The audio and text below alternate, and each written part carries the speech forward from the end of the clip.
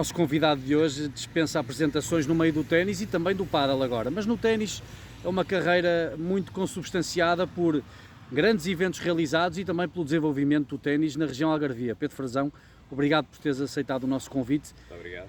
Como é que começou isto do ténis? Olha, o ténis começou na minha adolescência. Eu comecei a jogar ténis já um pouco tarde, com 15 anos, porque o meu desporto principal era o futebol.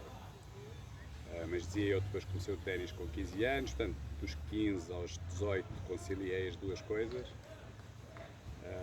E depois foi tudo muito rápido, portanto, com 15 anos ajudei a criar o Clube de Ténis do Olé. Sou um dos fundadores do Clube de Ténis do Olé. Depois, aos 17, por circunstâncias, comecei a minha carreira de treinador, porque o clube tinha um professor que entretanto adoeceu e eu tive que continuar o projeto das escolas. Portanto, aí desenvolvemos a escola no clube. Depois, aos 24, tornei-me treinador e empresário. Depois, aos 35, já estava a organizar a primeira edição do Val de Lobo Grand Champions. Portanto, foi tudo muito rápido. Essa veia empreendedora já vem então de berço. Pois, pode-se dizer que sim, talvez. O Pedro sempre foi uma pessoa que, pela forma como vê as coisas, consegue prever aquilo que vai ou antecipar algumas coisas. Pelo menos o que se nota na sua gestão é que, para além de fazer as coisas com qualidade, consegue prever e precaver aquilo que poderá acontecer. Sim, quer dizer, eu não me tenho limitado, para isso muito contribuiu a formação que eu fiz fora de Portugal. Portanto, eu, como disse há pouco, comecei a dar aulas de ténis aos 17 anos, depois fiz todas as formações que havia para treinadores em Portugal, depois em Espanha e mais tarde nos Estados Unidos. Portanto, e essas vivências no estrangeiro e o contacto permanente com o ténis internacional permite-me ter uma visão um bocadinho diferente. Daí talvez ter iniciado projetos Aparentemente, que ainda não existiam em Portugal. Aparentemente megalómanos, mas que o Pedro pôs em prática. Falou em Val de Lobo do Grand Champions, nós estamos em Val de Lobo, foi um evento incrível. O Pedro conseguiu trazer cá, primeiro reunir os apoios para conseguir trazer os grandes nomes do ténis mundial. Sim, o Val de Lobo Grand Champions marcou uma década em que proporcionámos aos tenistas e aos fãs do ténis em Portugal poderem ver ao vivo as grandes figuras, os grandes ídolos da modalidade. Portanto, por aqui passaram os grandes nomes, desde o Bjorn Borg, McEnroe. O Pedro, gostando de ténis, qual foi o nome que, quando o viu e disse, afinal é de carne e osso, está aqui no Algarve, em Portugal? Eu, na primeira edição do Val de Lobo Grand Champions e na primeira edição do Grand Champions do Brasil, que organizei em 2007, o jogador, o cabeça de cartaz dessas duas edições foi o Bjorn Borg. Foi, de certa maneira, tinha sido, foi a minha referência de infância. O Bjorn Borg, embora o McEnroe também seja um jogador único, mas eu acho que o Borg marcou uma época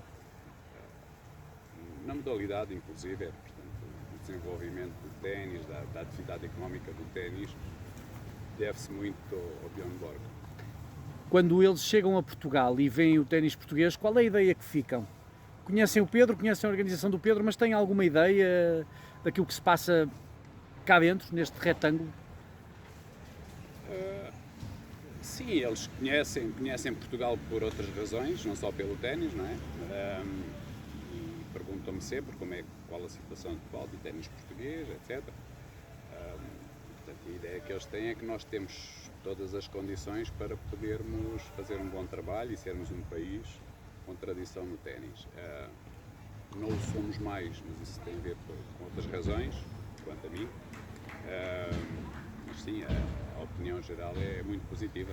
Que razões são essas? O Pedro é uma pessoa que, com tanta experiência no meio tenístico, certamente poderá ajudar a que consigamos chegar finalmente a outros patamares? O que é preciso para que o ténis português consiga realmente evoluir? Não digo que não é só o ténis português, é o desporto em geral em Portugal. Porque esta conversa normalmente só temos de 4 em 4 anos, que é depois dos Jogos Olímpicos e quando a nossa performance É um bocadinho... deixa muito a desejar. Portanto, depois há ali 1 ou 2 semanas em que se fala no assunto e depois os 4 anos seguintes voltamos ao mesmo. Eu penso que isto é sobretudo uma questão estrutural. O que acontece em Portugal é que o sistema escolar não permite que um atleta de alta competição treine as horas necessárias. Só para lhe dar um exemplo, aqui comparado com a nossa vizinha Espanha, qualquer espanhol que faça competição de qualquer desporto consegue conciliar e treinar 4 a 5 horas por dia. Cá em Portugal, se nós conseguirmos treinar 2 horas já é muito bom. O que é que isto significa? Os nossos júniores, e se contabilizarmos só dos 13 aos 18 anos, por exemplo, 5 anos, os nossos júniores por ano treinam cerca de menos 700 ou 800 horas do que um espanhol. Portanto, ou seja, chegam aos 18 anos com menos 3.500 horas de treino. Portanto, é muito difícil competir com isto. Portanto, isto é um problema que não é só do ténis, é do ténis, do golfe, de todas as modalidades, exceto do futebol. Isto porquê? É um problema de todas as modalidades onde a captação é de uma classe média ou média alta. Porque nenhum pai de classe média ou média alta deixa o filho, e bem, deixa o filho abandonar a escola para se dedicar apenas ao desporto. A única exceção é o futebol, porque como a base de captação é uma classe baixa, se o miúdo, ou a maior parte dos miúdos que chegam a casa e dizem aos pais que querem deixar de estudar para se dedicar ao futebol, o pai até aceita. Erradamente, porque nós só conhecemos os casos de sucesso. O Ronaldo, não é? Só conhecemos meia dúzia de casos de sucesso. Não é público os milhares de miúdos que ficam pelo caminho. Portanto, dizia eu, isto é uma questão estrutural. Portanto, temos que... O desporto tem que ser coordenado com o sistema, com a educação, de forma a permitir aos jovens que façam competição, de qualquer modalidade, poderem ter uns horários que lhes permitam treinar mais. Essa é uma visão que realmente tem que ser feita estruturalmente e de acordo também com as entidades competentes, com o Ministério da Educação. Em relação ao ténis, o Pedro é gestor de 2 dos clubes mais bonitos, e sou eu a dizer. Eu digo de Portugal, o Pedro eventualmente, se calhar, Val de Lobo poderá dizer do mundo, porque é realmente um clube fora de série. Nós estamos aqui neste espaço que está a acolher neste momento o Campeonato Nacional de Sub-12. Temos ali uma parede com os nomes de todos os campeões, pelo menos as organizações feitas aqui. Quando o Pedro olha para este escalão de Sub-12, consegue notar, olhando para estes jogadores, talento, consegue notar condições para poderem chegar lá em cima, aos patamares principais do ténis português e não só? Sim, nós sempre tivemos excelentes júniores.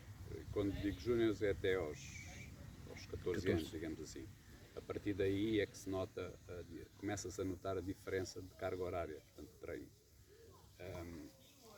Portanto, nós no escalão de sub-12 e sub-14 sempre tivemos muito bons jogadores, embora não seja necessariamente os melhores sub-12 que depois possam ser os melhores, possam vir a ser profissionais e depois os melhores jogadores. Mas sim, temos aqui matéria-prima, portanto temos aqui uma excelente geração, muito equilibrada. Temos aqui matéria-prima para trabalhar, é preciso que depois se consiga criar as condições para que eles consigam treinar o mesmo número de horas que qualquer miúdo da idade deles que viva noutro país consegue. Não? O tentar colmatar isso com a organização de vários torneios que uma federação tem feito desde o ano passado, muitos torneios ITF, é suficiente? Ou mesmo torneios ITF Júniores, é suficiente? Não, esse trabalho que a federação tem feito ajuda muito. Portanto, os nossos jogadores hoje em dia têm mais competição internacional, portanto isso é muito importante para ultrapassar barreiras. Mas o problema da carga horária de treino, o volume de trabalho, persiste. Continua. Portanto, isso tem que ser, não pode ser a federação a resolver. Portanto, tem que ser uma ação concertada do Governo e do Ministério da Educação para todas as modalidades.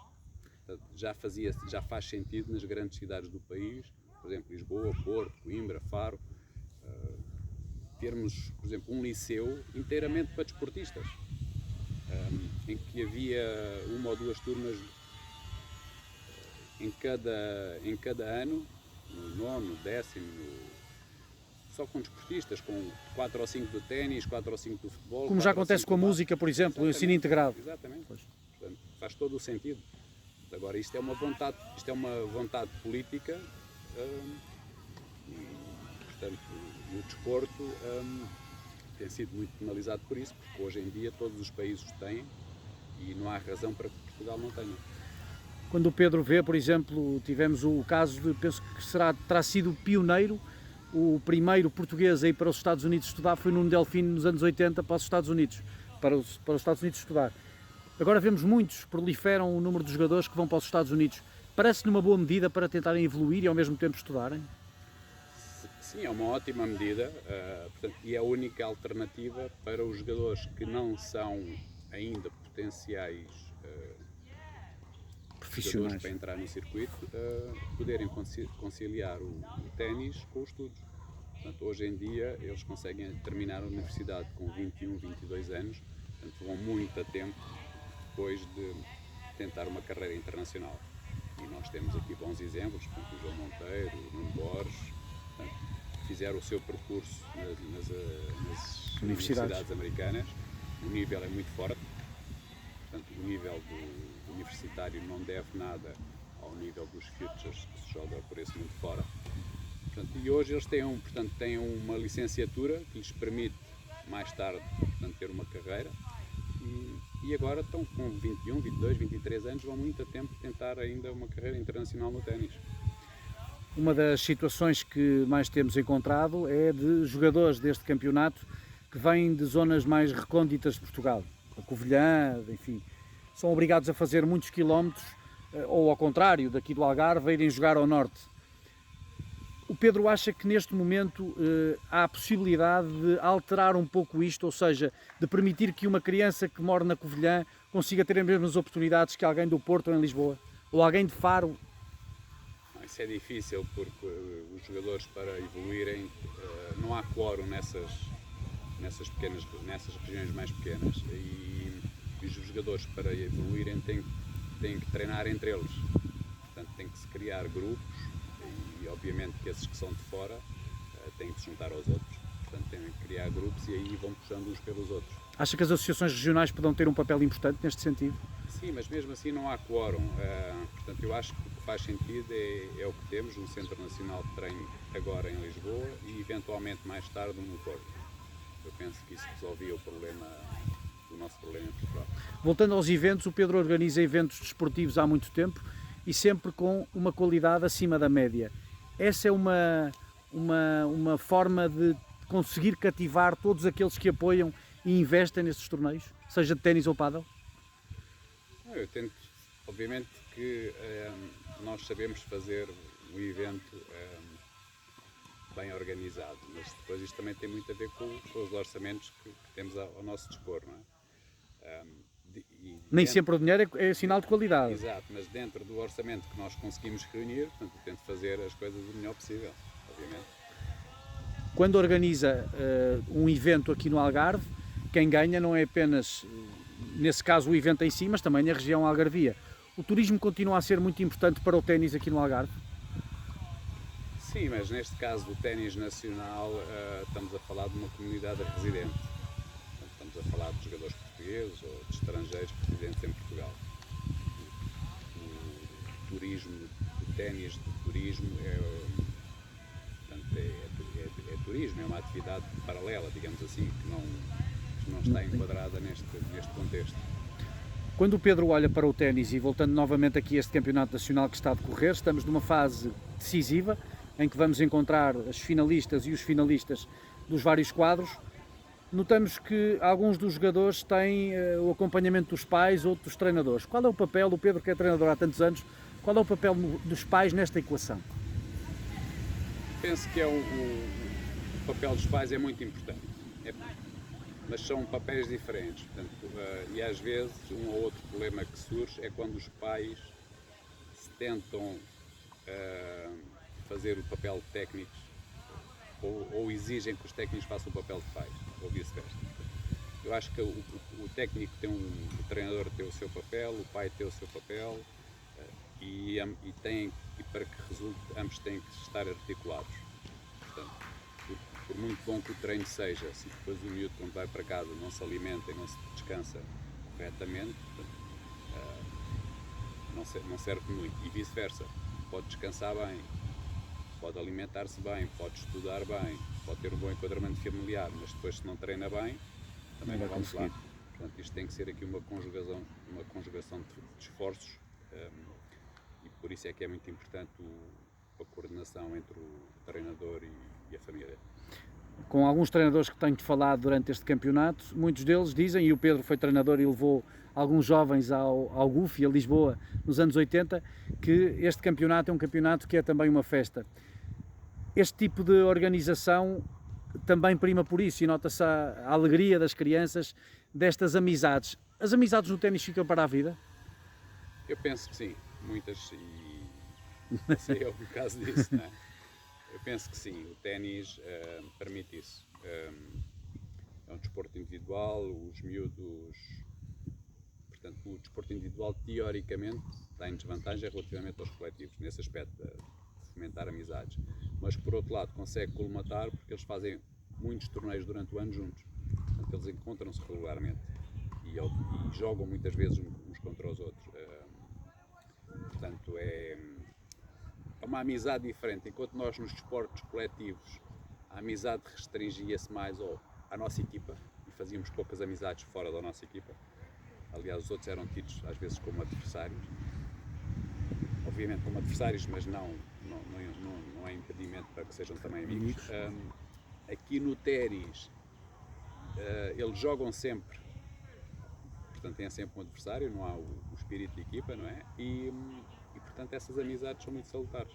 Portanto, o saber diferenciar quando é que é adversário, quando é que para ganhar, e cá fora quando tem que ser amigo. E acontece, por exemplo, estão a jogar agora singulares uma contra a outra e daqui a bocado vão jogar pares ao lado uma da outra. É muito frequente isso, portanto, isso é muito salutar. O Pedro entende que o ténis português está no bom caminho? O ténis português nos últimos anos tem evoluído muito.